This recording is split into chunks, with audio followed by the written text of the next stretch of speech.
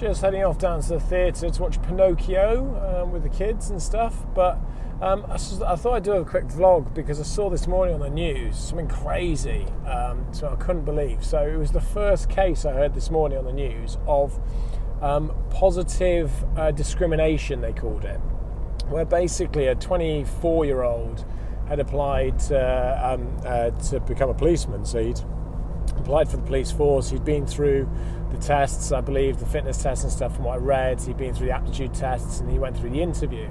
And in the interview they said that he was fantastic, perfect candidate for the role, perfect candidate for police force, absolutely brilliant, flying colours, so he passed everything absolutely fine. So yeah, I understood from the article that he thought he was a shoo-in, absolutely, no worries at all, he'd get a job. And then he found out that he didn't get a job, and his father, who I think was a police officer as well, so he was kind of following his father's footsteps a little bit, dug into it and made a complaint. And it turned out that I guess that he felt that he didn't get the job because he didn't tick any of the didn't tick the right boxes in terms of what's the word? I'm trying to remember what they said in the article. That he didn't tick the boxes for what was it? I'm trying to remember the exact word that they used, the exact terminology. I'll remember it in a sec, but basically he didn't get the job. He thought because he was white, he was male, and he was heterosexual, so he didn't tick any of the right boxes effectively. So anyway, so he took this to an employment tribunal. He didn't let it lie. He took it to an employment tribunal, and the employment tribunal looked into it, and they found him. They found it absolutely right. They agreed with him. The police force that in question, they put forward their argument was there was 127 applicants, all of which were equally qualified to do the role, equally suitable, and there were other reasons why he didn't get the role. I don't think they were able to supply evidence as to why there weren't, so I guess they didn't do their recruitment as well as they could have done. But yeah, so the tribunal found in his favour.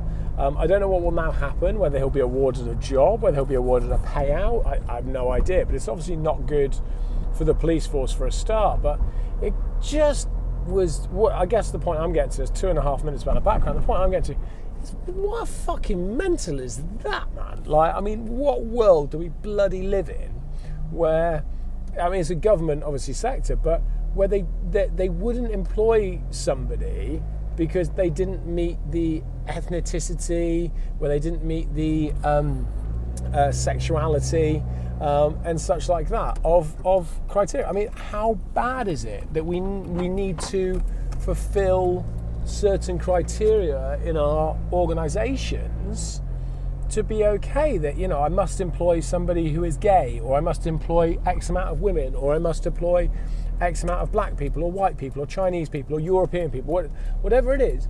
What happened to bloody common sense of, I'm going to employ the best person for the job? And I speak from a position of authority, in the sense of I've employed in the companies we run now, I've employed 58 people, I think, altogether. So 58 different, pretty much 59 interviews I will have done. We actually employed, there's been obviously interviews I've not been involved in, but I've probably done about 59 interviews for our current companies.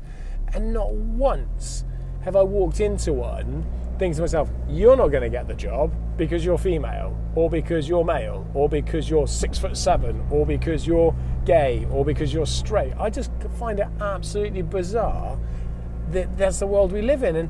And just to clarify, I mean, we get a lot of females applying for the jobs that we have, predominantly because I think the type of role does, you know, naturally, we do see more females applying for the customer service roles, but we get lots of guys applying for the other roles. I mean, my entire top team is female, pretty much. There's a couple of guys in there, but predominantly it's female. I think we're 72%, 73%, something like that, female in there.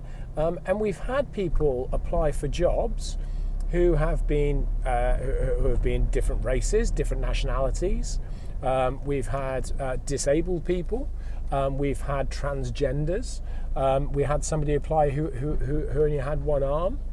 or had lost a limb. We've had gay people, straight people, black people, white people, Chinese people, all sorts of different people have applied for our roles. And not once, and it would never even occur to me, would I look at somebody and go, you're not going to get the role because of your colour or anything like that. As I said, I would always look at the best person for the job, and not necessarily the best qualified person for the job. Whilst that we absolutely take that into consideration, it's a massively high on our agenda. We also look at what they'll bring to the role, the level of enthusiasm, the level of commitment. We look at how passionate they are about what we do, how knowledgeable about they are what we do. I've seen absolutely brilliantly qualified people apply to work for us, and I've turned around and said, so tell me a little bit about our company, and they haven't got a clue. They don't know what we do at all. And I've had people that have failed school, I've gone, tell us a little bit about what we do, and they have told me exactly what we do to the detail. And not only that, they've really understood it as well. Not just the about us off the websites. They've really understood it. So those people always shine for us, and I pride myself in giving people opportunities. I always say that I don't employ people to be for a certain role. What I do is I provide opportunities for people, for our employees to grow and to develop. And if they want to. If they start in a role, that's by no means where they're going to end up. They have so many opportunities to bring forward different ideas and thoughts. I mean, our employees can turn around and say, I really think that you should invest in X, Y, or Z, and I'd really like to operate it and run it. And if it's a solid investment and we can make a business out of it, then we will absolutely give them the opportunity to do so. So anyway, to round it off, because it's quite a long video, it wasn't supposed to be that long. I found it absolutely bizarre. So I'm just watching this guy. There's a guy over to the left of me who's in like tie-dyed pair of pants. Looks kind of like happy hippie, I would explain. Similar to how some of my family that I grew up with. There's a couple of louts here just screaming out, going yeah, ganja. Anyway, but yeah, I just find it absolutely bizarre that people would do that, and a police force as well. It's absolutely mad. So that's my bit. I'd love to hear what you think about it. Discrimination, positive discrimination, negative discrimination. Have you employed people because they look a certain way, act a certain way, because they tick boxes? Do you work for a company that tick those boxes and such like that? I'd love to hear about that. So if you do, leave us a comment, happily if you want to do it anonymously, obviously. But I'd love to hear from people that either work for companies or themselves do employ people based on having to tick a certain amount of boxes for all those types of reasons. So like I say, a little bit longer than I hoped, but I hope you enjoy the vlog, and love to hear your comments. Take care.